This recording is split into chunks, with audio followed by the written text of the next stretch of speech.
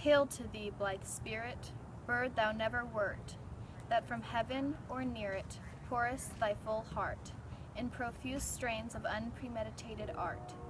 Higher still and higher, from the earth thou springest, like a cloud of fire, the blue deep thou wingest, and singing still dost soar, and soaring ever singest. In the golden lighting of the sunken sun, o'er which clouds are brightening, thou dost float and run, like an unbodied joy whose race is just begun. The pale purple even melts around thy flight, like a star of heaven in the broad daylight. Thou art unseen, but yet I hear thy shrill delight, keen as are the arrows of that silver sphere, whose intense lamp narrows in the white dawn clear, until we hardly see, we feel that it is there. All the earth and air, with thy voices loud, as when night is bare from one lonely cloud, the moon rains out her beams, and heaven is overflowed. What thou art we know not. What is most like thee? From rainbow clouds there flow not drops so bright to see, as from thy presence showers a rain of melody. Like a poet hidden in the light of thought, singing hymns unbidden, till the world is wrought to sympathy with hopes and fears it heeded not. Like a highborn maiden in a palace tower, soothing her love-laden soul in secret hour, with music sweet as love, which overflows her bower. Like a glowworm golden in a dell of dew, scattering unbeholden its aerial hue, among the flowers and grass which screen it from the view. Like a rose embowered in its own green leaves, by warm winds deflowered, till the scent it gives makes faint with too much sweet those heavy-winged thieves.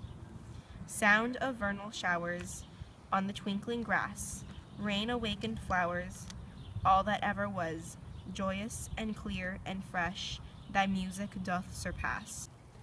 Teach us, brighter bird, what sweet thoughts are thine? I have never heard praise of love or wine that painted forth a flood of rapture so divine. Chorus, hymeneal, or triumphal chant, match with thine would be all but an empty vaunt, a thing wherein we feel there is some hidden want.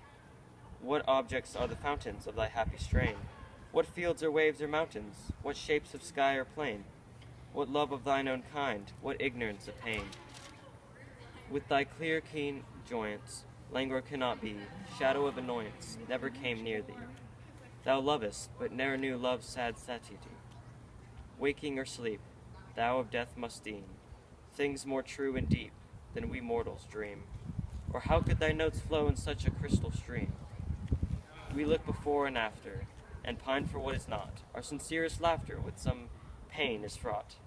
Our sweetest songs are those that tell the saddest thoughts.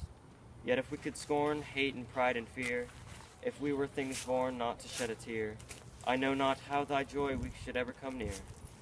Better than all measures of delightful sound, better than all treasures that in books are found, thy skill to poet were, thou scorner of the ground. Teach me half the gladness that thy brain must know.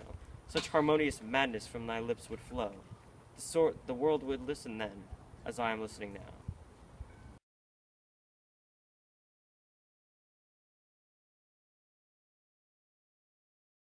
I think that Shelley creates a very admiring tone towards the Skylark, and he's mostly talking about just looking up to him and admiring him. When he, in the first stanza, when he says, "Hail to thee, blithe spirit," and implies that it's from heaven, he sets the tone for the rest of the poem, because he, throughout the entire poem, he links the Skylark back to the spiritual world. Right, he connects those two because he can't see the skylark, because the skylark's a bird that's high in the sky and you can't see it, but you can hear it singing, and so it's kind of like, I don't know, it's kind of like faith in a way, that something you don't see but that you hear, that you feel the effects of it. And so he's just connecting it to the spiritual realm, and he's talking about how of the sunken sun or golden lightning, and he's just attributing the skylark to all the beautiful things of nature. And also the Skylark flies so high, which can also imply that it's as close as you can get on earth to heaven, which also links the bird back to the spiritual world.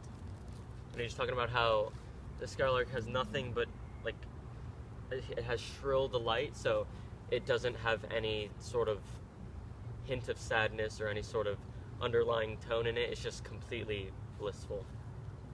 So in the second section, Shelley seems to just be comparing different things that are related to the Skylark, but he realizes that out of all these things, the Skylark and its singing are greater than everything else. He uses lots of similes that show how something is hidden, like the poet is hidden, but he still has poetry, but you can't really see it. And like the rose, you can only partially see it because its own leaves are covering it up. And how like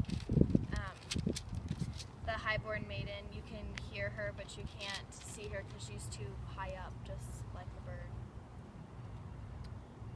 During all these similes, he connects them back to the bird and its singing, not just by being able to see it and not being able to see it, but like being able to hear it. But like he uses metaphors like music sweet as love and a rain of melody. So the tone kind of changes in the third section. It goes from kind of admiration towards the bird and just talking about its beauty to going kind of more thoughtful and thinking of how humanity is kind of separate from the bird, because humanity has the capacity to have dark thoughts and it's able to kind of think in sad ways, whereas he looks at the Skylark and its shrill cry is blissful. It's talking about how it doesn't have the capacity to be sad. He also, Shelley talks about how he's jealous of the Skylark because the Skylark can fly wherever it pleases and it can travel anytime, anywhere, and do what it wants to do. And then Shelley says in line 91, yet if we could scorn hate and pride and fear, if we were things born not to shed a tear, I know not how thy joy we ever should come near. And so that kind of goes back and relates to what Drew said about how he's less admirable towards the Skylark, and he's thinking more about humanity and comparing himself and also humanity, that we can't be as perfect and as blissful as the Skylark. So you guys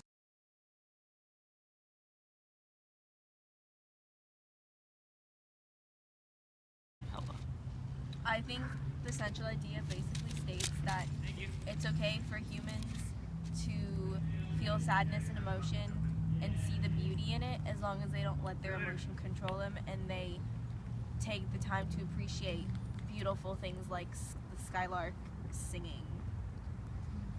I agree so too. And then in the last line, Shelley says, the world should listen then as I am listening now. And he's kind of reaching out that people should appreciate the beauty, and I think that line supports our central idea.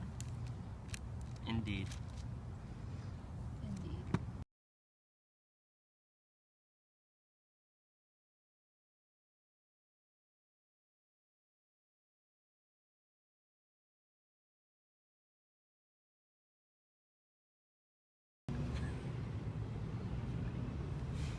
So we're just still rolling this. All right. Okay, just go. You're crying! Someone's dripping down my nose. I'm crying so hard. Okay.